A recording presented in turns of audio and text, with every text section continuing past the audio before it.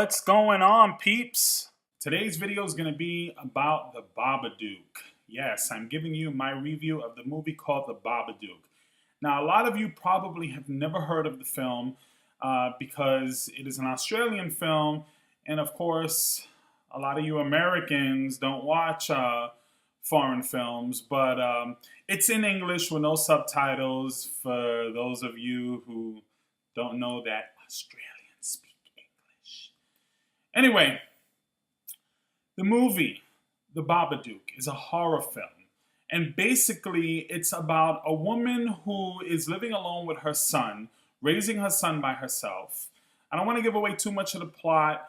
I'm not going to give you any spoilers or anything, so don't worry about that. But basically, that's what the premise of the film is, and all of a sudden she gets a book. And this book is showing a character called the Babadook. The book is called Mr. Babadook, and it's quite scary. And as she's reading it, she realizes that it's really not appropriate for children, let alone her child, which her child seems to have a lot of emotional problems. And that's kind of where the story kind of starts to pick up. So the film has a lot of different elements to it. It's not just what you would think it is or some of the things that we usually come to expect from our horror films. With that said, it does have quite a bit of classic horror tropes and a lot of typical things that you would see, especially in modern day horror films. But only this is done a little bit better than a lot of the modern horror films that we see today. The tension is really great. I really love the way the film builds a lot of tension. They don't give you a lot of cheap jump scares.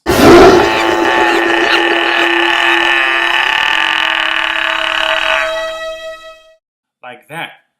But what it does do, it builds so much tension throughout the film that by the time it gets to the end, you're kind of really on the edge of your seat. The character itself, the main villain, you don't see the villain too much. I don't even think you ever really see the villain's face like really up close and in full detail, which kind of makes it even more creepy and makes it better. I remember when the original Nightmare on Elm Street came out, Freddy they didn't really show Freddy off as much. He was really a lot in the shadows, and he only spoke a couple of lines here and there just to taunt Nancy and Tina, but he wasn't really in your face, and the original Elm Street was quite scary. All the other ones after that kind of started slowly drifting away from that, and he became more of a comic or a caricature than, you know, an actual real scary villain. So the Babadook kind of goes in with that same kind of theme where they're not going to really show it. You're going to rely more on what you're hearing. You're going to rely more on how the characters' faces are reacting, their emotions. You're going to rely a little bit on that more than you are more visually as far as what we are used to seeing in horror films. So that's really, really well done. Another positive thing is the actress, the main actress, I believe her name is Essie Davis, and the director is Jennifer Kent. I think that was her first film. They did a phenomenal job. Now, the other main actor in the film, I think his name is Noah Wiseman. This kid was, how can I put this? He was so... You can't triple stamp a double stamp. You can't triple stamp a double stamp, Lloyd. You can't triple stamp a double stamp. Lloyd, you guys, enough. Guys. Annoying.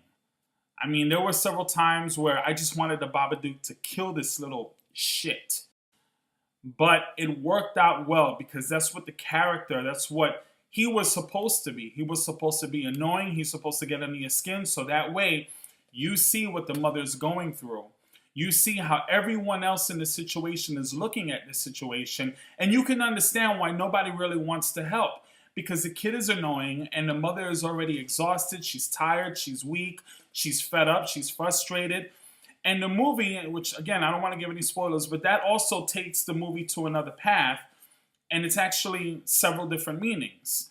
And it really deals a lot with depression. It deals a lot with believe it or not, being a single parent. And I think a lot of those elements are really refreshing, and I'm glad to see it in this kind of horror film. Now, the things I didn't like about the horror film, one little, and it's kind of kind of a nitpick, and it's also one of the stronger points in the film. But the fact that they didn't show the Babadook like really close and detailed or whatever, you really didn't get a sense of what it was. Was it a demon? Was it a monster? Was it someone else? Which, again, I don't want to give away any spoilers, but there's another character that they introduced sometime in the film. Actually, you see this character right in the beginning, where you might think the Babadook could be related to this character in some way or whatever. But again, it deals with depression, it deals with guilt, it deals with a lot of different things. But the fact that you don't really know the origins of this character, the main villain, and not that you have to, but you want to know a little bit of something just to kind of get an understanding of why. And I think that's what's missing from the film as far as the storyline. And I know that's a problem for a lot of people who watch horror films, casual watchers, because you kind of want everything handed to you.